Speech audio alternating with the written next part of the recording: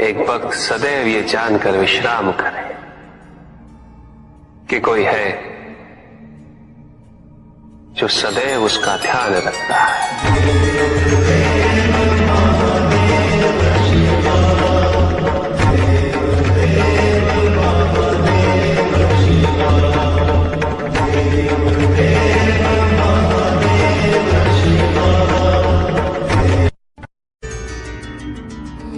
भक्त की भक्ति और उसकी श्रद्धा से प्रसन्न होगा।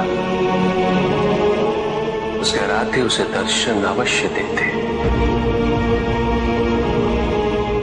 किंतु कब, किस रूप में और किस परिस्थिति में,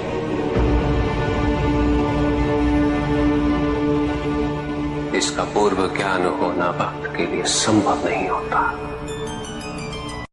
जब जब भक्त भगवान का ध्यान करता है, तब तब भगवान भक्त का ध्यान रखते हैं।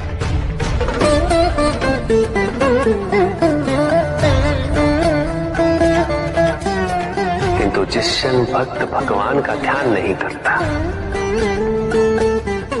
तब भी भगवान भक्त का ध्यान रखते हैं। इसलिए तुम्हारा ये कथन उचित है नंदी। मैं व्यस्त हूं और मैं चिरंतन काल से लेके चिरकाल तक व्यस्त रहूंगा। प्रत्येक क्षण प्रत्येक भक्त का ध्यान रखते हैं।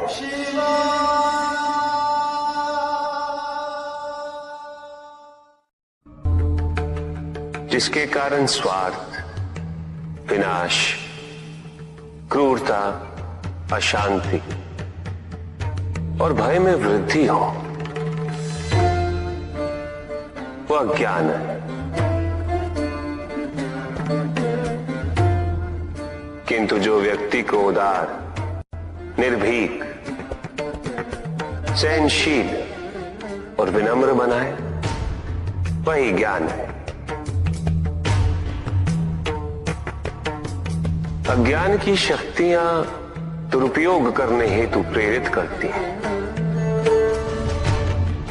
किंतु जो अपनी शक्तियों और अपने सामर्थ्य के प्रति अपने उत्तरदायित्व को समझाए, जो न केवल अपने अपितु अपने से पहले संसार के उद्धार हेतु प्रोत्साहित करे, वो ज्ञान है। ज्ञान का मूल उद्देश्य ही परोपकार है, सृजन है। दूसरों की भावनाओं को समझना, उनका आदर करना, यही ज्ञान है। क्योंकि ज्ञान हमें न केवल अपने अपितु दूसरों के दुख और सुख के प्रति भी संवेदनशील बनाता है।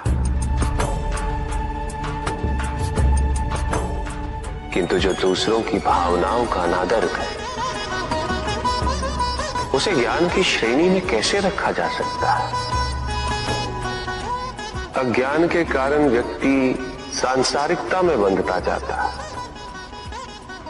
मोह माया में उलझता जाता है। अज्ञान परम सत्य से दूर ले जाने का माध्यम है, किंतु ज्ञान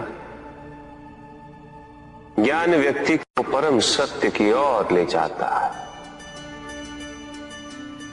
ज्ञान मुक्तिदायक है, मोक्ष का मार्ग है,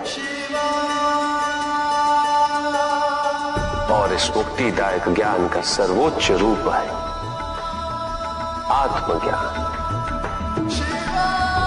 और यही ज्ञान की पूर्णता भी है कि व्यक्ति अपने को समर्पित कर दे,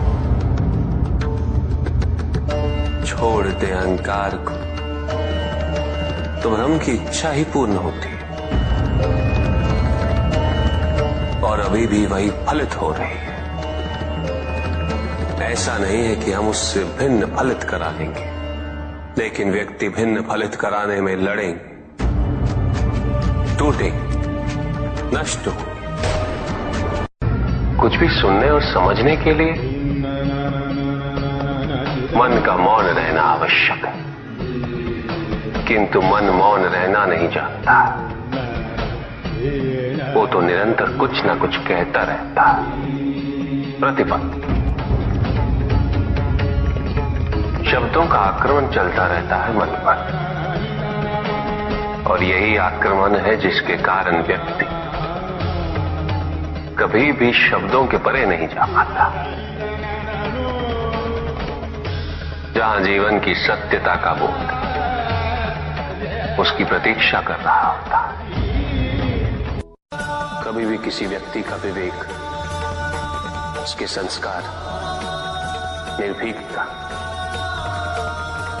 तथा उसके आचरण की परिपक्वता को परखना हो तो उसे शक्तियों से सुसज्जित करता हूं, पदाधिकार सौंपता हूं। परिणाम स्पष्ट हो जाएगा। प्रभु,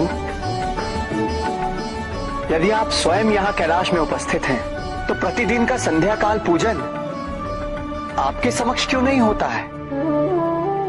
पूजित का साक्षात सामने होना मन को भटकने नहीं देता,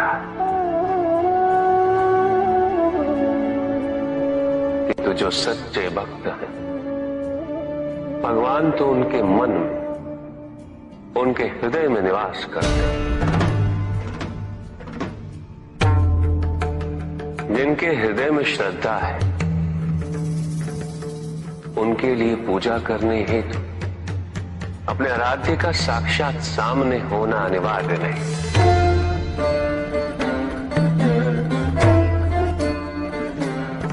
वो तो अपने मन के नेत्रों से प्रतिपल उनके दर्शन पा रहे हैं।